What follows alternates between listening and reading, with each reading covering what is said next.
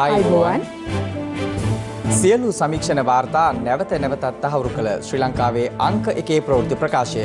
පැත්ත ගියත් ඇත්ත කියන හිරු රාත්‍රී 9:55 ප්‍රධාන ප්‍රවෘත්ති ප්‍රකාශය සමගින් මම සමීර බණ්ඩාර කපුකොටුව.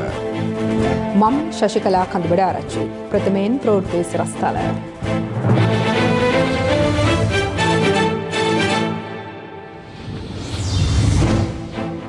කිරින්ද මුහුදේදී අනතුරට ලක් වූ නෞකාවට සහන සැලසීමට ගුවන් හමුදාව සහ නාවික හමුදාව එක් වෙයි. ධම්මික පැණිය බිව් සුව ඇමතිනි පවිත්‍රාටත් කොවිඩ් වැළඳෙයි. ඉන්දියානු කොවිඩ් එන්නද ලබන සතියේ දිවයිනට. මේ 27 වෙනිදා පළවෙනි එන්නත් ප්‍රමාණය ඉන්දියාවෙන් අපිට ලක්ෂ 6ක් මුන්දේ දෙවනවා ලංකාවට. පැණිය නිපද වූ ධම්මික බණ්ඩාර පොලිසියට ගෙන්වයි. වෛද්‍යවරයෙකුට පහර දුන් බව පිළිගනී. පහර දීමක් වුණා කියලා පිළිගත්තා. බලෙන් ගත්ත වීඩියෝ කියලාත් ඒත් මම පිළිගත්තා. ප්‍රසිද්ධ මාධ්‍ය තුලම මම මේක වැරද්ද නිවැරදි කරනවා කියලා පිළිගන්න පොරොන්දු වුණා. කෝටි 100 ඉක්ම වූ විල්පත්තු වන විනාශයේ පාඩුව ගෙවන්නයි බදුදීන්ට ලිඛිතව දන්වයි. ධර්ම සාධකයි හිල්ටන් නව්‍යකරණයේ ජවය. කොවිඩ් වෛරසය ආසාදිත බවට තහවුරු වූ සෞඛ්‍ය අමාත්‍ය පවිත්‍රා වන්‍යාරච්චි මහත්මිය මේ වන විට හික්කඩුවේ පිහිටි අතරමැදි ප්‍රතිකාර මධ්‍යස්ථානයක නිරෝධායනය සඳහා යොමු කර තිබෙනවා. ඒ අනුව මෙරට කොවිඩ් ආසාදිත මැති ඇමතිවරුන් ගණන 5 දක්වා ඉහළ ගියා. දවසේ පුවත සෞඛ්‍ය අමාත්‍ය පවිත්‍රා දේවී වන්‍යාරච්චි මහත්මියට කොවිඩ් ආසාදිත බවට සෞඛ්‍ය අමාත්‍යාංශය අද පෙරවරුවේ තහවුරු කළා. ඇය මේ වන විට හික්කඩුවේ පිහිටි හෝටලයක නිරෝධායනයට යොමු කර තිබෙනවා. සෞඛ්‍ය අමාත්‍යාංශයේදී ශ්‍රී ජයවර්ධනපුර රෝහලේ කාර්යක්ෂමතාව ඉහළ නැංවීම පිළිබඳව ඊයේ පැවති සාකච්ඡාවක් සඳහා ඇය අවසන් වරට සහභාගී වී සිටියේ මෙලෙසින්. එම අවස්ථාවට සෞඛ්‍ය සේවා අධ්‍යක්ෂ ජෙනරාල්වරයා ඇතුළු තවත් සෞඛ්‍ය අංශයේ ඉහළ නිලධාරීන් පිරිසක් දැක්ව සිටියා. සෞඛ්‍ය අමාත්‍යවරීද සමගින් මේ වන විට මෙරට මැති ඇමතිවරුන් 5 දෙනෙකු කොවිඩ් ආසාදිතයන් බවට පත්ව තිබෙනවා. ඒ අතරින් සෞඛ්‍ය අමාත්‍යවරිය සහ රාජ්‍ය අමාත්‍ය පියල් නිශාන්ත මහතා ධම්මික බණ්ඩාර මහතා විසින් නිපද වූ පැණිය පානය කළද ඔවුන් කොවිඩ් ආසාදිතයන් බවට පත් වුණා.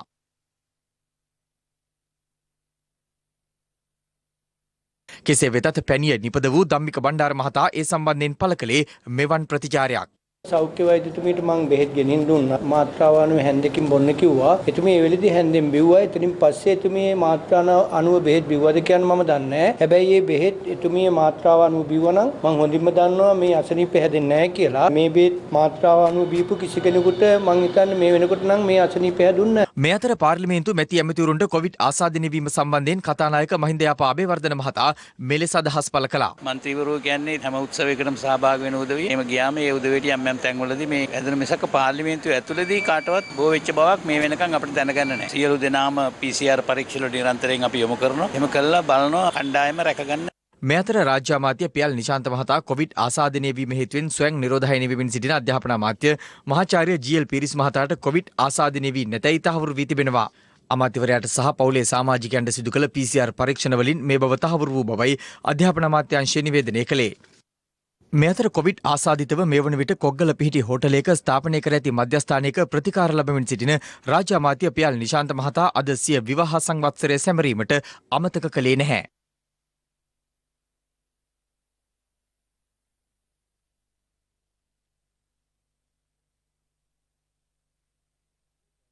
මේ අතර පැණිය පානය කළ මැති ඇමතිවරුන්ට කොවිඩ් ආසාදනය වීම සම්බන්ධයෙන් විවිධ පාර්ශව අදහස් පළ කළා.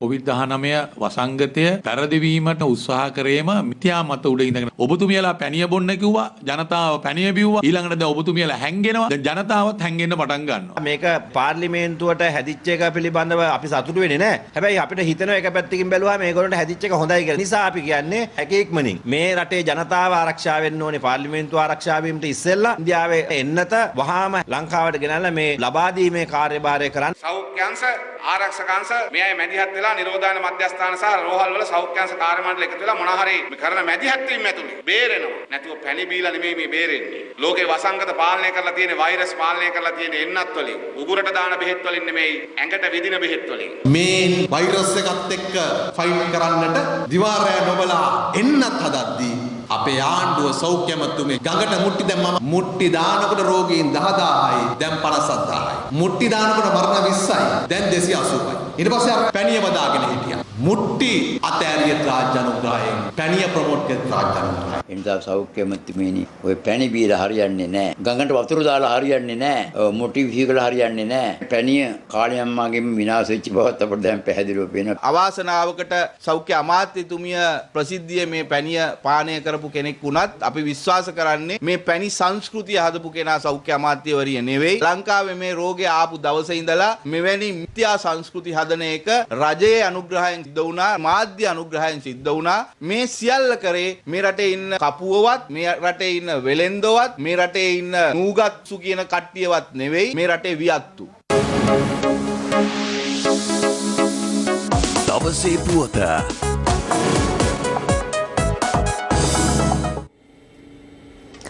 ඉන්දිය කොවිඩ් මර්ධන එන්නතේ පළමු තොගය ලබන බදාදා මෙරටට ගෙන්වීමට සැලසුම් කර ඇති බව ජනාධිපති ගෝඨාභය රාජපක්ෂ මහතා පවසනවා. කළුතර වලල්ලාවිට ප්‍රදේශයේ අද පැවති ගම සමග පිළිසඳරක් වැඩසටහනේ 7 වන අදියරට එක්වෙමින් ජනාධිපතිවරයා සඳහන් කළේ වත්මන් රජය ගන්නා තීන්දුව සම්බන්ධයෙන් Taman වගකීම බාර ගන්නා බවයි.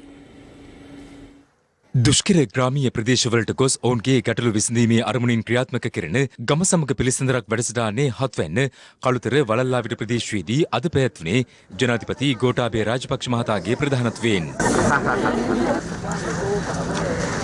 මේ 27 වෙනිදා පළවෙනි එන්නත් ප්‍රමාණය ඉන්දියාවෙන් නොමිලේ එවනවා ලංකාවට. අපි ඊට පහුවෙන්ද ඉඳලම මේ එන්නත මුලින්ම ඉදිරියෙන්ම ඉන්න ඒ දොස්තර මහතුරුන්ට PHI මහතුරුන්ට හෙදියන්ට මේ කට්ටියට අපි ලබා දෙනවා. ඊළඟට හමුදාවේ පොලිසිය ඒ අයට ලබා දෙනවා. ඊළඟට ඉතාමත්ම හැදෙන්නට පුළුවන් වයසක ඒ අයට අපි ලබා දෙනවා. ඒ අතරතුර අපි ඉක්මනින්ම ඊළඟට චීනයෙන් රුසියාවෙන් ඒ වගේම මිලදී ගන්න ඉන්දියාවෙනොත් ඉක්මනින්ම ඒකට කටයුතු කරගෙන යනවා. මේ නැගෙනහිර පර්යන්තය පිළිබඳ කිවිසුම.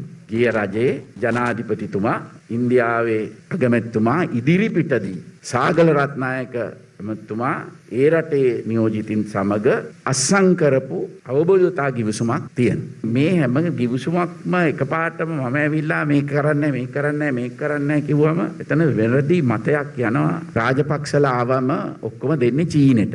අපි එහෙම කිසිම රටකට සම්බන්ධ වෙලා වැඩ කරන්නේ නැහැ. මොකක්ද මේ පර්යන්තෙන් කරන්නේ? වැඩි ආදායම අපිට එන්නේ මෙන්න මේ ප්‍රතිඅපනයනය කිරීම නිසා. දැනට 66% මේ ප්‍රතිඅපනයනය කරන්නේ අපි ඉන්දියාවත් එක්ක. අපිට මේක නැති වුණොත් පර්යන්ත හැදුවා කියලා වැඩක් නැහැ. මම ඉන්දියාවට ජනාධිපතිවරයා වශයෙන් ගියාම ඉන්දිය නගමැතිතුමා මේක ගැන කතා කරා. අපි ඒ වෙලාවෙත් අත්සන් කළ තිබුණු ගිවිසුම පිළිබඳව මම කිව්වා ඒ ගිවිසුම විදියටම කරන්න බෑ අගමැතිතුමනි. ඒකෙන් අපි ණයක් ගන්න වෙනවා. අපිට මේ වෙලාවේ ණය ගෙවන්න බෑ. ඊට වඩා වෙනස් ක්‍රමවේදයක් අපි යෝජනා කරන්නම්. හුඟක් වෙලාවට මට කියනවා මේ ඔබතුමා මේවා කියන්න යන්න එපා. මේක ඇමතිතුමාටම කියන්න දෙන්න කියලා. නමුත් රටේ නායකයා හැටියට මම හැම වගකීමක් උඹාරම. අනිත් රජවල් වගේ මේක ඇමතිතුමා මේක මම දන්නේ නැහැ. මේක අගමැතිතුමා මේක මම දන්නේ නැහැ. එහෙම කියන්න සූදානමක් මම නැහැ. මම දෙයක් මේ රජය කරනවා නම් ඒකේ පූර්ණ වගකීම මම බාර ගන්නට ඕන. අපි ක්‍රමවේදයක් යෝජනා කරා. ව්‍යාපාරය නැති කරගන්නෙත් නැතුව, බදු දෙන්නෙත් නැතුව, විකුණන්නෙත් නැතුව. අපි දැන් කරන්නේ ආයෝජනයක්. මාව බලයට ගේන්න එන්න වැඩ කරපු ස්වාමින් වහන්සේලාත් මේකට විරුද්ධව කතා කරනවා. මම උන්වහන්සේලාට කතා කරා. මම මේක පැහැදිලි කරා. උන්වහන්සේලාට අයිතියක් තියෙනවා මේවා ගැන කතා කරන්නට. හැබැයි මේ ප්‍රශ්නය පිළිබඳව මුලින්ම ව්‍යාපාරය මොකද්ද? ඒ ව්‍යාපාරය අපි රැකගන්නේ කොහොමද? ඒක තවදුරටත් ඉස්සරහට ගෙනියන්නේ කොහොමද? බලන්නට ඕන. අපේ ස්වෛරීත්වය, අපේ අයිතිය මේවා රටට දෙන්නේ නැතුව කොහොමද ක්‍රමවේදය කියන එක. පරම්පරා 3ක් ජීවත් වෙන ගම්මානයක් තමයි මේ යට්ටපාත ගම්මානය. කිසි කෙනෙකුට මැනුම් කටයුතු කරලා ඔප්පුවක් ලබා දීලා නැහැ. අපුතෙජනස මේ හැරි වන සංරක්ෂණයට ඇවිත් නිදහස් කළ වහම අපිට මැනලා නෑ. එහෙම වහාම කියලා කියන වචනේ පාවිච්චි කරන්න එපා. මට කියන්න හරියට මෙන්න මේක අපි කරනවා කියලා. වහාම කිව්වම ඒක අවුරුද්දක් වෙන්න පුළුවන්, අවුරුදු දෙකක් වෙන්න පුළුවන්. මනින්න පුළුවන් ඒවා ටික ඉක්මනින්ම මැනලා අවසන් කරා. දැනට පාරම්පරිකව ඒගොල්ලෝ පාවිච්චි කරන ඉඩම් බලපත්‍රයක් දෙත හැකිනේ මනිනකම්. අපි LRC ඉඩම් වල ජීවත් වෙන්නේ මේ වෙනකන් අපිට ඔප්පු නැහැ. පහුගිය කාලේ වල චක්ලයක වල ප්‍රශ්නයක් තිබුණා. ගොඩක් අයගේ මුදල් ගෙවීමේ හැකියාව තමයි නැත්තේ ඒගොල්ලන්ට ගෙවන්න. දැන් එහෙම මුදල් ගෙවන්න බැරි ඒවා ඒගොල්ලන්ට ලබා දෙන්න මගෙන් අවසරයක් ඕන නම් ඒක මට කියන්න. එතකොට මම ඒ අවසරය දෙන්නම්. ඉතින් ගොඩක් ඒවා තියෙන්නේ ජනාධිපතිතුමනි ඉඩම් බලෙන් අල්ලගත්තේ මේ අලුත් ඒවා තියෙන්නේ. දැන් ඔය අල්ලගත්ත ඒවත් අහිංසක ඉඩමක් නැති දුප්පත් කෙනෙක් නම් නීති අනුකූල දෙන්න ඒගොල්ලන්ට. ව්‍යාපාර වශයෙන් හොරෙන් අල්ලගත්ත ඒවා තමයි ගන්න ඕන ආපහු. ගරු ජනාධිපතිතුමනි බබ්මතු අටපාද කනිෂ්ඨ විද්‍යාලයේ ශිෂ්‍ය ශිෂ්‍යාවන් අදටත් මඩුවක් තමන්ගේ පන්ති කාමරයේ කරගෙන අධ්‍යාපනය ආධාරනවා. අද වෙනතුරු අපිට අපේ පාසලට කියලා එක නෙට් බෝලයක් වොලිබෝලයක්වත් නැහැ ජනාධිපතිතුමනි. අපේ ඉස්කෝලේ ක්‍රීඩා උත්සවයයි කොළඹ නාගරික පාසල ක්‍රීඩා උත්සවයයි කියන ජනාධිපතිතුමනි අපිට නම් ලොකු හීනයක් වගේ. දුව කියන්න මුලින්ම කළා වුණ මොකද්ද? ඉගෙන ගන්න පාසල් ගොඩනැගිල්ලක් අවශ්‍යයි ජනාධිපතිතුමනි. පාසල් ගොඩනැගිල්ල. දැන් ආණ්ඩුකාරතුමා ඒක පොරොන්දු වෙනවා ගොඩනැගිල්ල ලබා දෙන්න ඉක්ම කරලා දෙන්න. බොහොමත් ස්තුතියි ජනාධිපතිතුමනි. දෙක දෙවෙනි බලාපොරොත්තුව තමයි ජනාධිපතිතුමනි අපේ මේ ක්‍රීඩා පිටිය. හරි ඒක මම හමුදාවට කියලා කරලා දෙන්නම්. එතම. ඒකටත් බොහොමත් ස්තුතියි ජනාධිපතිතුමනි. තුන්වෙනි එක ජලය ගැන තියෙන ගැටලුව ටිකක් අපි වෝටර් බෝඩ් එකෙන් ඒකට අවශ්‍ය තාක්ෂණික සහාය දීලා ඒක මේකේ බලන්න මොකද වෙලා තියෙන්නේ කියලා. හරි බලන්න සර්. හතර මොකද්ද? හතරවෙනි අවශ්‍යතාවය. ඇති වෙන ගුරුවරු ඉන්නවා. මේක ජාතික පාසලක් කරන්න එහෙම තියනවාද? මේ ජාතික පාසල් එකට අපි දැන් අපේ ගරු ඇමතුමා දිස්ත්‍රික් සංවර්ධන කමිටු 25ටම ඒවල තියෙනවා මෙහෙන් තීරණය කරලා එවන්න කියලා. එතකොට එතෙන්දි තීරණය කරලා අපිට එවුවට පස්සේ කිසිම ගැටලුවක් නැහැ සර්. ඒක කරන්න පුළුවන්.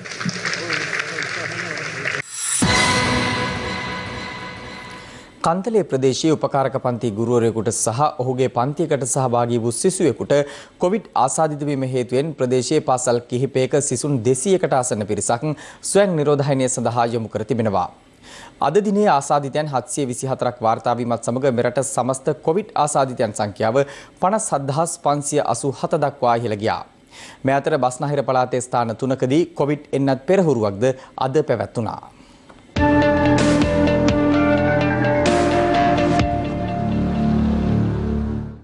ඔක්ස්ෆර්ඩ් සරසවිය සහ ඇස්ට්‍රාසෙනිකා ආයතනය එක්ව නිෂ්පාදනය කරන ඔක්ස්ෆර්ඩ් ඇස්ට්‍රාසෙනිකා එන්නත අපේ රටට ගෙන්වීම සඳහා අපේ රටේ සියලු අංශවල අනුමැතිය හිමිව තිබෙනවා. ඒ අනුව අපේ රටට නොබෝ දිනකින් ඔක්ස්ෆර්ඩ් ඇස්ට්‍රාසෙනිකා එන්නත ගෙන්වීමේ කටයුතු සිද්ධ වෙනවා. මම දැන් මේ මොහොතේ රැඳී සිටින පිළියන්දල සෞඛ්‍ය වෛද්‍ය නිලධාරී කාර්යාලය ඔබට දැක් ගැනීමට හැකියාව තිබෙනවා. එන්නත් ලබා ගැනීමට පැමිණෙන අය මුලින්ම මේ විදිහට ඔවුන්ට අංක ලබා දීමෙන් අනතුරුව අසුන් ගැන්වීමේ කටයුතු සිද්ධ වෙනවා.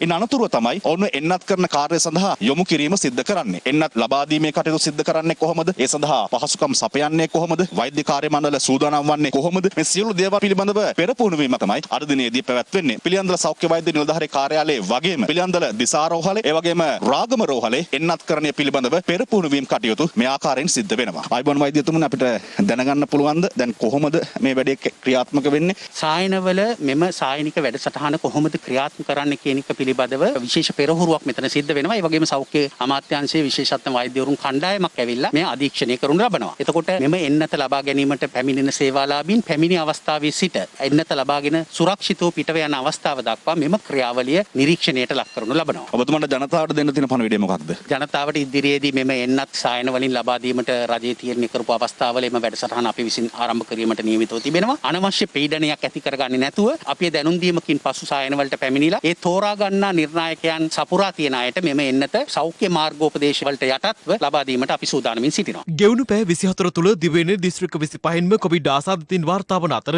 බස්නාහිර පළාතෙන් වාර්තා වූ ආසාදිතින් සංඛ්‍යාව 306ක්. ඉතිරි ආසාදිතින් 481 දෙනාම බස්නාහිර පළාතෙන් බැහැර වූ වාර්තා වීම කැපී පෙනුණා. ඒ අතරින් ආසාදිතින් වැඩි සංඛ්‍යාවක් මහනුවර දිස්ත්‍රික්කයෙන් වාර්තා වන අතර එම සංඛ්‍යාව 108ක්. ඊයේ දවසේ රෝගීන් 800ක් වාර්තා වුණා. අපිට පේන්නේ රෝගීන් 800. නමුත් රෝග නිවාරණාංශයට ඒක 800ක් නෙමෙයි. ඒ ඉලක්කම ඊට වඩා වැඩි. මොකද මේ 800ම ආශ්‍රිතව ආශ්‍රිතයන් බිහි වෙනවා. අඩුම ගානේ එක්කෙනෙකුට 10 දෙනෙක් ඇති වුණොත් ආශ්‍රිත වෙන 8000. මේ 8000ම අපි ආවේක්ෂණය කරන්න ඕනේ. ඒ අය හොයලා බලන්න ඕනේ. ඒ අය නිරෝධායනය කරන්න. ඒ අයට PCR කරන්න ඕනේ. පොසිටිව් වෙන අය ඊට පස්සේ රෝහල්ගත කරන්න ඕනේ. මේක ඊටාම බැරෑරුම් කාර්යයක්. මේ අතර අනුරාධපුර දේවානම්පියතිස්සපුර 295 ඒ ග්‍රාම නිලධාරී බසම අද පස්තුරුවේ සිට ක්‍රියාත්මක වන පරිදි හුදකලා කිරීමට තීරණය කෙරුණා.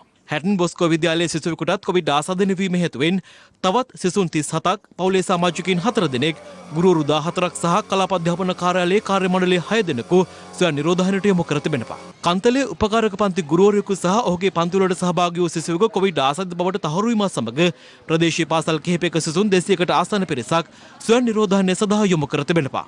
ළමයින් තුළ කොවිඩ් ආසාදනය වීම යම්කිසි ප්‍රවණතාවයකින් ආරම්භයක් ඇට අපි දකිනවා. පහුගිය දවස්වල විශේෂයෙන්ම අධ්‍යාපන රාජ්‍ය අමාත්‍ය රියල් නිශාන්ත මහත්මයාත් කොවිඩ් ආසාදිතයෙකු බවට පත් වුණා. ඒ වගේම අපි දන්නවා මේ වෙන විට සෞඛ්‍ය අමාත්‍යවරියටත් කොවිඩ් ආසාදනය වී තියෙන බව තමයි වාර්තා වෙන්නේ. මේ වගේ විශේෂ ආරක්ෂිතව ඉන්න පුද්ගලයෝ මේ. එහෙම තියෙද්දි කොවිඩ් ආසාදිත වුණා නම් පාසල්වල මේ වගේ එක සැරේ නිරාවරණය වීම බරපතල ගැටලු සහගත තත්ත්වයක්. පාසල්වල ආම්බුලන්ස් හරි කමන්නේ PCR පරීක්ෂණ හෝ රැපිඩ් ඇන්ටිජන් පරීක්ෂණ හරි කරන්න. පාසල් පද්ධතිය හරහා ව්‍යාප්තිය අවම කරගන්න පුළුවන් මුලින්ම මේ පරීක්ෂණ සිදු කළොත්.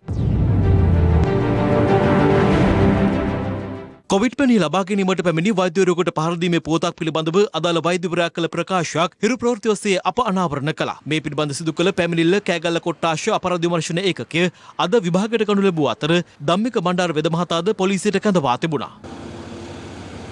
මගේ පොලිසියෙන් කට උත්තරයක් ගත්තා එහෙම දෙයක් වුණාද කියලා. තුමා ඉල්ලීමක් කෙරුවා මේ ගැන මාධ්‍ය තුලින් වරදක් වුණායි කියලා ඒක නිවැරදි කරන්න කියලා. ඒ විතරයි වෙන මොකුත් උන්නේ නැහැ. පාරදීමක් වුණා කියලා පිළිගත්තා. පිළිඅරගෙන ප්‍රසිද්ධ මාධ්‍ය තුලින් වෙච්ච මට අපහාසයක් කරලා තියෙනවා. මේ බලෙන් ගත්ත වීඩියෝ කියලාත් ඒක මම පිළිගත්තා. ඒක ප්‍රසිද්ධ මාධ්‍ය තුලම මම මේක වැරද්ද නිවැරදි කරනවා කියලා පිළිඅරගෙන පිළියන්නේ පොරොන්දු වුණා. ඒතකොට මෙතනින් හට අධිකරණ ක්‍රියාමාර්ග මුකුත් වෙන්නේ නැහැ කියන එකද කියන්නේ? නෑ මම කිව්වේ ප්‍රසිද්ධ මාධ්‍යයේදී මේක අනිවාර්යයෙන්ම මගේ වැරද්ද නිවැරදි කළ යුතුයි. නිවැරදි නොකළහොත් මම ඉදිරියේදී ආපහු ක්‍රියාමාර්ගයට යන්න වෙනවා කියලා. මේ අතර ධම්මික බණ්ඩාර මහතා විසින් නිපදූ කොවිඩ් පැණිය මේ වසරේ දෙසැම්බර් 31 වෙනිදා දක්වා නිෂ්පාදනය කිරීමට ආයුර්වේද දෙපාර්තමේන්තුවේ අවසර හිමි වූයේ පසුගිය දෙසැම්බර් මාස 22 වෙනිදායි. කෙසේවත් ධම්මික බණ්ඩාර මහතා විසින් අදාළ සහතිකය ප්‍රතික්ෂේප කර ඉරාදමු ආකාරයයි මේ.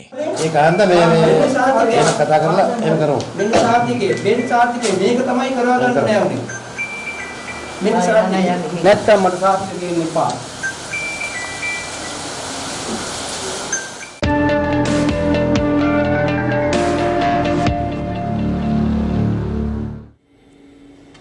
හිරු CIA හරහා රටට අනාවරණය කිරීමෙන් අනතුරුව රට පුරා මහත් ආන්දෝලනයකට ලක් වූ විල්පත්තු පරිවාර රක්ෂිත කලාපයේ හෙළිපෙහෙළි කළ ශාකවල වටිනාකම රුපියල් කෝටි 100කට අධික බවට ඇස්තමේන්තු කර තිබෙනවා.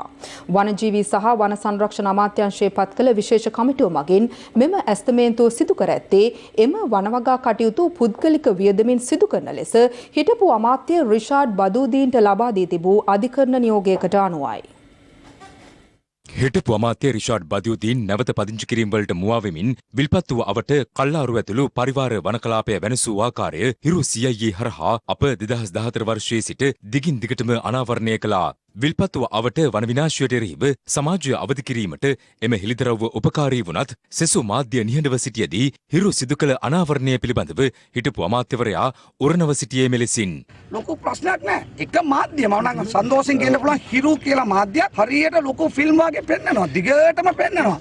විල්පත්තුව අවට වන විනාශයක් සිදු නොවූ බව පෙන්වීමට ඔහු අවස්ථා ගණනාවකදී උත්සාහ කළත් අපගේ ප්‍රවෘත්තියේ නිර්වද්‍යතාවය පිළිබඳව ස්ථාවරය ඊට වඩා ප්‍රබල වුණා. මේ ජනතාව කවුරුත් විල්පත්තු වනාන්තර ඇතුළට ගිහිල්ලා පදිංචි වෙලාත් නෑ. සමහර මාධ්‍යෙන් ඒ වගේ ප්‍රචාරයක් ලොකුවට ගෙනිච්චා. එමත්තුමා තමයි මේ ප්‍රශ්නේ පටලවාගෙන තියෙන්නේ. විල්පත්තු අපේ පොඩි අතර 50ක් හා කල්ලාරු වනය විනාශ කරනවා කියලා තමයි මේ මාධ්‍ය වාර්තා කරන්නේ. පැහැදිලි කරනකො.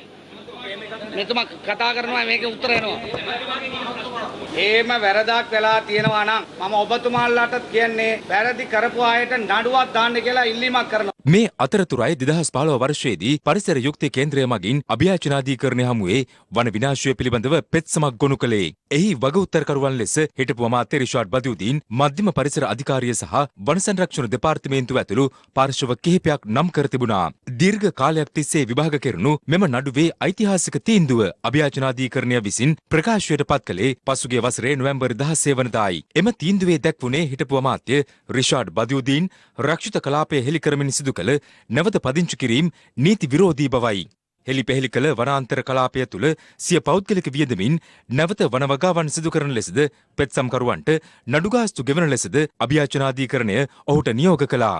එය අනුව එම වන විනාශයේ අලාභය ගණනය කිරීම සඳහා වනජීවී හා වන සංරක්ෂණ අමාත්‍යාංශය මගින් කමිටුවක් පත් කරනු ලැබූ අතර එම කමිටු නිර්දේශ හිටපු අමාත්‍ය රිෂාඩ් බදියුදීන්ට හා නීතිපතිවරයා වෙත යොමු කර තිබෙනවා. අදාළ ඇස්තමේන්තුව රුපියල් මිලියන 10කට අධික බව වන සම්පත් සංවර්ධන රාජ්‍ය මාත්‍ය විමලවීර දිසානායක මහතා හිරු ප්‍රවෘත්තිංශය කළ විමසීමකදී ප්‍රකාශ කළ අතර අදාළ නිර්දේශ සම්බන්ධයෙන් වැඩිදුරටත් නීතිපති උපදෙස් ලබා ගැනීමට නියමිත බවද ඔහු සඳහන් කළා. අධිකරණ තීන්දුව ප්‍රකාරව වනවගාව නැවත සිදු කිරීම සඳහා එම මුදල රජයට ගෙවන ලෙසද වන සංරක්ෂණ දෙපාර්තමේන්තුව රිෂාඩ් බදියුදීන් හිටපු අමාත්‍යවරයාට දැනුම් දී තිබෙනවා. මෙම සිදුවීම පිළිබඳව පරිසර සංවිධාන නියෝජිතයින් මෙලෙස අදහස් පළ කළා. හිරු සීයයි ඒ වැඩසටහන ඇතුලේ වන විනාශය පෙන්නුවා. මිනිසුන්ගේ හද කම්පනයකට පත් වුණා. ඒ ගෙන සටන කූට අප්‍රාත්‍යයට පත් වෙලා වන සංරක්ෂණ දෙපාර්තමේන්තුව ඒ නිර්ණය කළා. දැන් නීතිපතිට අධ්‍යයවලා තියෙනවා. හිටපු අමාත්‍යවරයාට කෝටි 121ක් වන සංරක්ෂණ දෙපාර්තමේන්තුවට ගෙවිය යුතුයි කියලා. නව කොවිඩ් මරණ දෙකක් වාර්තා වීමත් සමග මෙරට සමස්ත කොවිඩ් මරණ සංඛ්‍යාව 280 දක්වා ඉහළ ගොස් තිබෙනවා. නැගෙනහිර ජැටිය සුරකීම වෙනුවෙන් තමන් ආරම්භ කළ සටන නොනවත්වන බව නැගෙනහිර පර්යන්තයේ සුරකීමේ සංවිධානය පවසනවා. ඔවුන් මේ පිළිබඳව සඳහන් කළේ කොළඹ වරායේ නැගෙනහිර පර්යන්තයේ සම්බන්ධයෙන් වරාය හා නාවික අමාත්‍යාංශයේ ලේකම්වරයාට ඊයේ ලබා දුන් යෝජනාවලිය පිළිබඳ අදහස් දක්වමින්. මේ වාර්තාවෙන් අපි කිව්වේ මේක අපිට හදන්න පුළුවන්, අපිට තාක්ෂණය තියෙනවා, අපිට දැනුම තියෙනවා, මේක හදන්න අපිට ඉඩ දෙන්නේ කියන කතන්දරය තමයි අපි කිව්වේ. ඒක බැහැර කරන්න බෑ කැබිනට් අනුකාරක සභාවට. මේකේ තියෙනවා ප්ලෑන් දෙකක්. එකක් තියෙනවා 2 year plan එකක් 3 year plan එකක් තියෙනවා. 2 year plan එකෙන් අපි කියලා තියෙනවා ඩොලර් මිලියන 125ක් අපිට අවශ්‍යයි මේක හදන්න. ඒක අපිට soft loan එකක් හැටියට ලංකාවේ ඕනෑම බැංකුවකින් ගන්න පුළුවන්. පරාධිකාරියට අවශ්‍ය ප්‍රතිපාදන සපයන්නත් පුළුවන්. මේකේ අපේ තියෙන සංචිත වලිනුත් ඕනෑම ක්‍රමවේදයකට මේක යන්න අපි අවස්ථාව ලබා දීලා තියෙනවා. 3 year plan එකේ කිසිම ඉන්වෙස්ටර් කෙනෙක්වත් ලෝකල් බැංක් එකෙන්වත් ලෝකල් ඉන්වෙස්ටර් කෙනෙක්වත් කවුරුවත් ඕනේ අපිට බැංක් එකක තියෙන soft loan එකක්වත් අවශ්‍යතාවයක් නැහැ. මේ ඔපරේට් කරන මුදලින් අපිට වෙන් කරලා තියෙන බජට් එකේ ඇලොකේෂන් එකෙන් ක්‍රේන් 4ක් අරගෙන යන්ත්‍රෝපකරණ ටික ගන්නවා නම් මේක අපිට ඉක්මනින්ම කරලා ඉවර කරන්න පුළුවන්. අපි ඒ යෝජනාව දුන්නේ ජනාධිපතිතුමාගේ උපදෙස් මත. මේ යෝජනාව නිකම්ම නිකන් වෘත්තීය සමිති කාර්යෝ ටිකක් හදපු එකක් නෙමෙයි. මේ යෝජනාව ගොඩනගන්නේ ශ්‍රී ලංකා වරාධිකාරියේ වරලත් ඉංජිනේරුවන් ගෙන් සැදුම්ලත් ඉංජිනේරු සංගමය ශ්‍රී ලංකා වරාධිකාරියේ විධායක නිලධාරීන් මේ සටන ජයග්‍රහණය කරලා මිසක් අපි පස්සට යන්නේ පාලන අධිකාරිය මර්ධන අස්තය යොමු කරලා තියෙනවා. අපේ පොදු සේවක සංගමේ ලේකම් සහෝදරයව ස්ථාන මාරු කරලා තියෙනවා. අපේ වාණිජ්‍ය හා ප්‍රගතිශීලී සේවා සමිතියේ ලේකම්තුමාගෙන් කට උත්තර අරන් තියෙනවා. අපේ ඉංජිනේරු සංගමේ සභාපතිතුමාගෙන් කට උත්තර අරන් තියෙනවා. මේ වගේ විහිළු කරන්න එපයි කියන එක අපි කළමනාකරණයට කියනවා. මේ අතර කොළඹ වරායේ නැගෙනහිර පර්යන්තය සම්බන්ධයෙන් පූජ්‍ය පක්ෂය තුළ විවිධ පාර්ශව අදත් අදහස් පළ කළා. සමහර මහා සංඝයා වහන්සේ කතා කරනවා දැනටම ආණ්ඩුව නැගෙනහිර ජැටිය විකුණුවයි කියන හැඟීමක් ජනතාවට ඇති වෙන විදිහට. ඉතින් මේ අපි මේ රජය බලයට පත්වීමට යම්කිසි සහායක් යෙදුවයි කියන එක සත්‍ය දෙයක්. නමුත් අපි ඒ නිසාම විවේචන පමණක් එල්ල කිරීම සාධාරණයි කියලා මා කල්පනා කරන්නේ නැහැ. රට රකින්නවා කියලා මිනිස්සු අද කිසි හිරිකිතයක් නැතුව කියනවනේ කොළඹ වරාය දෙනවා කියලා ඉන්දියාවට. ආණ්ඩුව මෙච්චර ඇයි මේ ඉන්දියාව ඉස්සරහ දන ගහන්නේ? ඉන්දියාව අපට ඕන. ඉන්දියාවත් එක තමයි යන්න ඕන. වරායේ අයිතිය සම්පූර්ණ අපේ අතේ තියාගන්න. වෙනත් රටවල් එක්ක යම් ගිවිසුම් වලට එන්න ඕන. බය වෙන්න එපා. වරායේ විකිනෙන්නේ නැහැ. වරායේ සංවර්ධනය, වරායේ බිස්නස් එක බොහොම සහයෝගයෙන් මිත්‍රශීලීව කරන්න ඕන. ඒකට ඉතින් පොඩි ගිවිසුමකට එයි. UNP ආණ්ඩුව කාලේ පබ්ලික් ප්‍රයිවට් කරේ 80%ක් ප්‍රයිවට් 120ක් පබ්ලික්. 80%ක් ප්‍රයිවට් දෙනකොට කටකහගෙන හිටපු අය තමයි දැන් රෙද්ද උස්සගෙන අලිසං ගලෝගෙන කෑ ගහගෙන යන්නේ. මෙච්චර පාඩු ලබන තැන් තියෙද්දි ලාභ ලබන වරායම කැලක් තමයි දෙන්න හදන්නේ. ඉන්දියාව ගන්න හදන්නේ මොකද? බංගලොත් වෙච්ච පාඩු ලබන්නේ උන්ට එහෙලට වැඩක් නැහැ. ඒගොල්ලන්ට තෝරි මෙහෙ ලාභ ලබන්නේ. අපි ලාභ ලබන එක විකුණමු.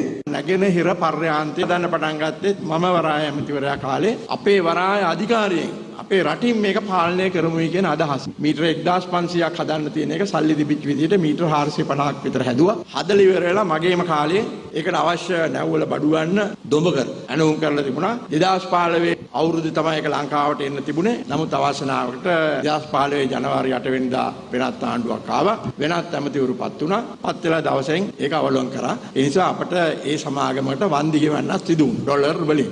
එදා ඉඳන් අද වෙනකම් ජැටියෙන් රටට කිසිම ආදායමක් යාම. ඉතින් එහෙම තියෙන වෙලාවේ ඔය උද්ඝෝෂණය කරන අය ඒවට විරුද්ධව කිසිම දෙයක් කරේ නැහැ. මෙහෙට ඉන්ජෙක්ෂන් එක එවලා ඒ අස්සේ වරාය දැහගන්න ඉන්දියාවට අයිතිය දෙන්න ඕනේ නැහැ. ඉන්දියාව විතන් ඉන්නවා නම් මෙහෙට ඉන්ජෙක්ෂන් එක ගහලා ජනතාව නිර්වින්දනය කරලා ආණ්ඩුව හරහා වරාය පවර ගන්නට ඒකට මේ රටේ ජනතාව ඉඩ දිය යුතු නැහැ. හම්බන්තොට යෝජිත වනාලි කළමනාකරන රක්ෂිතය ගැසට් කිරීම ඇතුළු ඉල්ලීම් කිහිපයක් මුල් කරගනිමින් ගොවීන් පිරිසක් ආරම්භ කර තිබූ උපවාසය අද පෙරවරුවේ අවසන් කෙරුණා. කෙසේ වෙතත් එම ස්ථානයේ පැවැත්වෙන සත්‍යාග්‍රහය තවදුරටත් ක්‍රියාත්මකයි. හම්බන්තොට සූරියවැව වලසපුගල ප්‍රදේශයේදී ගොවින් ආරම්භ කළ මාරාන්තික උපවාසය අතරතුර ඊයේ පුද්ගලින් දෙදෙනෙකු අසාධ්‍ය වී රෝහල්ගත කෙරුණා. සෙසු පිරිස අද පෙරවරුව දක්වාම උපවාසයේ නිරත වූ අතර අමාත්‍ය චමල් රාජපක්ෂ මහතා එම ස්ථානයට පැමිණ ගැටලුවලට විසඳුම් ලබා දීමට මෙලෙස පොරොන්දු වුණා.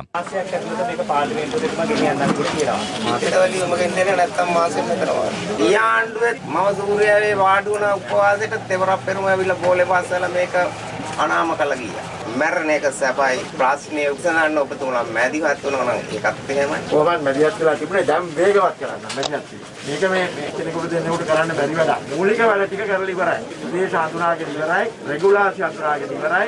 ඒ ටික නීතිපති දෙපාර්තමේන්තුවේ අවසරය ලැබිච්ච ගමන් මේ පාර්ලිමේන්තුවට ගේන්න. ඒතකොට හරිනේ මට දෙන්න මාසයක් අන්ත දැන් ඇකිටලා වතුරට මාසයක් දෙන්න මේ කාරණා ටික නැතිව ගන්නවා කියලා. අපි ලබන සුමාන විතර වෙනකොට අර හදපු රෙගුලාසි ටික නීතිපතිට යවනවා. මම ඒකේ කොපියක් මෙහාට එවන්නම්. අමාත්‍යවරයාගේ එම පොරොන්දුව මත මාරාන්තික උපවාසය අත්හැරීමට ගොවින් එහිදී එකඟ වුවත් සත්‍යාග්‍රහය අඛණ්ඩව සිදු කරනවා. මේ අතර මහවැලි අධිකාරිය නිලධාරීන් ඊයේ පස්වරුවේ ආරක්ෂක අංශ සමග එක්ව මෙම ප්‍රදේශයේ අනවසරයෙන් සිදු කළ වගා කටයුතු ඉවත් කිරීම මෙලෙස ආරම්භ කර තිබුණා.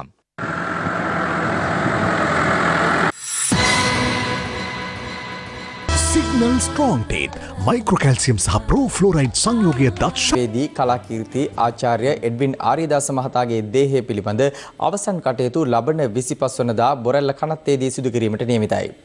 අවමංගල්‍ය කටයුතු රාජ්‍ය අනුග්‍රහය සහිතව සිදු කරන ලෙස අග්‍රාමාත්‍ය මහින්ද රාජපක්ෂ මහතා උපදෙස් දී තිබෙනවා.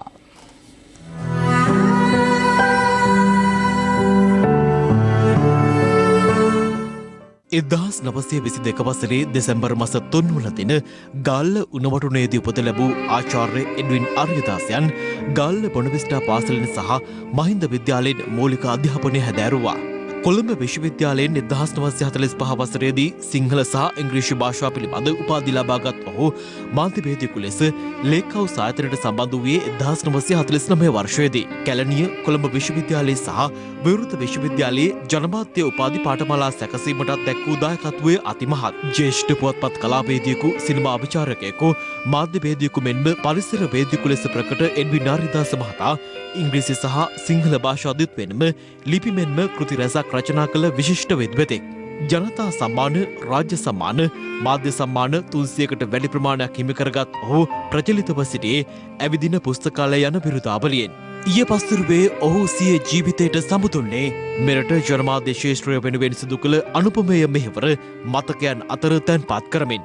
මෙවන විට කොළඹ ජාතික රෝහලේ තැන්පත් කර ඇති ඔහුගේ දේහය පෞද්ගලික මල්ශාලාවක් වෙත රැගෙනීමට නියමිතයි. මේ අතර එඩ්වින් ආරියදාස ශූරයන්ගේ දේහ පිළිබඳ අවසන් කටයුතු රාජ්‍ය අනුග්‍රහය සහිතව සිදු කිරීමට අග්‍රාමාත්‍ය මහින්ද රාජපක්ෂ මහතා විසින් නිලධාරීන්ට උපදෙස් ලබා දී තිබෙනවා. අග්‍රාමාත්‍ය කාර්යාලය නිවේදනය කළේ ජනසන්නිවේදන හා ජනමාධ්‍ය ශාස්ත්‍රයට මෙන්ම සමාජයට ඉමහත් සේවයක් කළ එතුමාගේ දේහය පිළිබඳ අවසන් කටයුතු බුද්ධ ශාසන ආගමික හා සංස්කෘතික අමාත්‍යාංශය සහ ජනමාධ්‍ය අමාත්‍යාංශය ඒකබද්ධව සිදු කරන බවයි.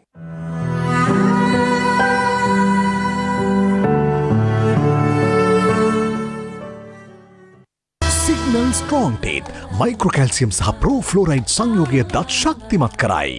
Extraordinary offers on devices with Dialog Club Vision membership. Sign up for a Dialog power plan. ඔබ පදවන ත්‍රිරෝද රථයේ අංකය SMS කර LB ෆිනෑන්ස් වෙතින් රුපියල් 5000ක් දිනා ගන්න අවස්ථාවක්. නැකෝ සුපර් ප්ලාස්ටර් අපරාරු වේදනෙන් 80% ඉතිරි කරයි. ක්‍රියාශීලී පෝෂණයකින් දවස ආරම්භන්න. Kotmale milk with oats. HNB Assurance Supreme Health Max. මට හොඳම සෞඛ්‍ය රක්ෂණය.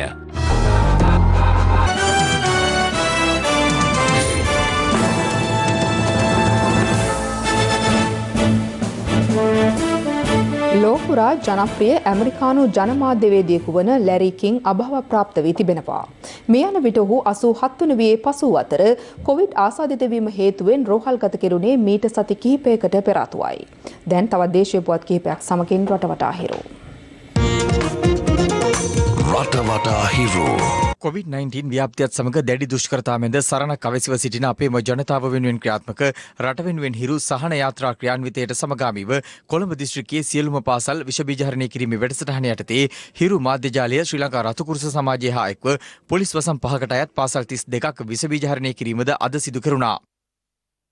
අබුඩාබි සිට ත්‍රිකුණාමලයට සිමෙන්ති ප්‍රවාහනය කරමින් තිබූ MV යුරෝසන් නැමැති නෞකාව කිරින්ද මුහුදු තීරයේ පිහිටා ඇති කුඩා රාවණ ප්‍රදීපාගාරය ආසන්නයේ ගල්පරයක ගැටි අනතුරට ලක්ව තිබෙනවා. අනතුර සිදුවන අවස්ථාවේ එහි කාර්ය මණ්ඩලයේ 18 දෙනෙකු සිට ඇති අතර ඔවුන්ට කිසිදු හානියක් සිදුව නැහැ. ඒ පිළිබඳව සෙවීම සඳහා නාවික හමුදාවට අයත් යාත්‍රා දෙකක් යොදා ඇති බව නාවික හමුදාව ප්‍රකාශ කළා. අද දහවල් 2ට පමණ ත්‍රිකුණාමලයේ වරායට සේදු වීමට නියමිතව තිබූ මෙම නෞකාව මීටර 180ක් දිගින් සහ මීටර 30ක් පළලින් යුක්තයි. හොරණ සිට පුද්ගලයෙකුට ප්‍රතිකාර කිරීම සඳහා දැරණියගල ප්‍රදේශයට ගිය වෙද මහතෙකු ඇතුළු පිරිසකට පහර දුන් සැකකරුවන් 6 දෙනෙකු අත්අඩංගුවට ගෙන තිබෙනවා. පහර දුන් පුද්ගලයන් මෝටර රථයට සහ ත්‍රිරෝද රථයකටද හානි කර තිබෙනවා. පොලිස් පරීක්ෂණවලදී හෙළි වී ඇත්තේ මෙලෙස පහර දී ඇත්තේ අදාළ රෝගීන්ගේම පුතුන් තිදෙනා බවයි.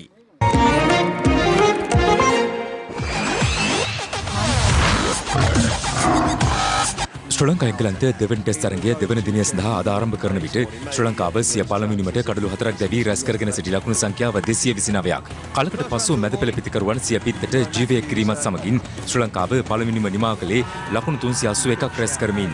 ඇන්ජලෝ මැතිව්ස් ලකුණු 110ක් සහ නිරෝෂන් දික්වැල්ල ලකුණු 92ක් ලබා ගත්තා. වසර 3කුත් මාස 3කට පසු ටෙස්ට් අර්ධ ශතකයක් වාර්තා කළ ඩිල්රුවන් පෙරේරා ලකුණු 67යි. නමුත් මෙම ටෙස්ට් තරගයේදී ශ්‍රී ලංකා කණ්ඩායමේ ස්ථාන වෙන් කරගත් ක්‍රීඩකින් තිදෙනාම ලකුණු නොලබාම දැවී යාමත් කැපී පෙනුණා. ඒ ඕෂිත ප්‍රනාන්දු සුරංග ලක්මාල් සහ මංගල ටෙස්ට් ඉනිම ක්‍රීඩා කළ රමේෂ් මෙන්ඩිස් සුපිරි පන්දු යැවීම් නිරත වුණු 38 වෙනිදී ජේම්ස් ඇන්ඩර්සන් ලකුණු 40කට කඩලු 6ක් බිඳහෙළුවේ ටෙස්ට් පිටියේ කඩලු 5 සීමාව අභිභාගිය ලොව වයස්ගතම වේග පන්දු යවන්නා බවට පත් වෙමින් ගාලු පිටියේදී පළමු වරට කඩලු 10ම වේග පන්දු යවන්නන් අතරේ බෙදී යද්දී එවැනි සිදුවීමක් මෙරට ටෙස්ට් පිටියෙන් වාර්තා වුණේ වසර 26කට පසුවයි. සිය පළමු ඉනිම ක්‍රීඩා කරන එංගලන්තය කඩලු දෙකක් දැවී ලකුණු 98ක් ලබා දිනය නිමා කළේ ශ්‍රී ලංකා පළමුවෙනිමට වඩා තවත් ලකුණු 283ක් පිටුපසින් සිටමින්.